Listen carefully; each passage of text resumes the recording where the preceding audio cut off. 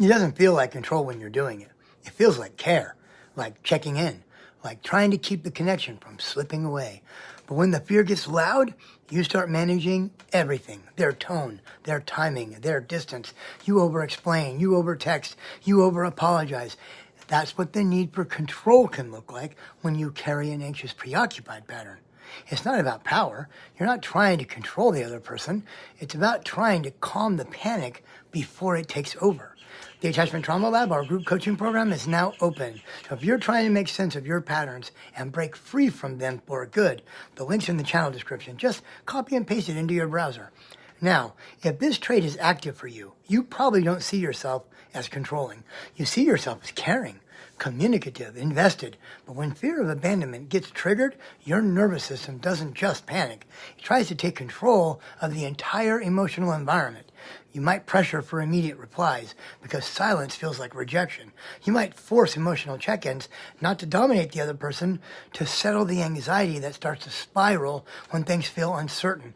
You start shaping conversations toward reassurance, pushing for promises, asking questions you already know the answer to, just to hear them say it again. You might monitor their behavior for anything that feels off.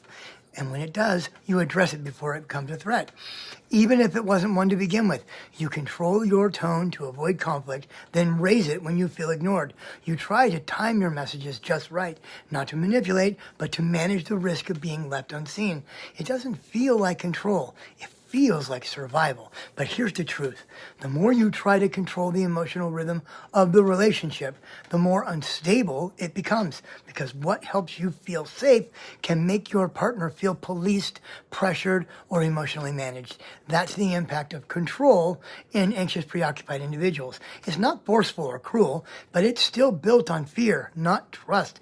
And until that fear is healed, you're not really letting the relationship breathe. You're managing it like it could collapse in any moment. And if this sounds like you, then you know how hard you've worked to keep the relationship from falling apart. But control won't save the connection. It just makes you responsible for holding together something that takes two people to build. Healing begins when you stop trying to control the emotional outcome and start trusting yourself to survive the unknown.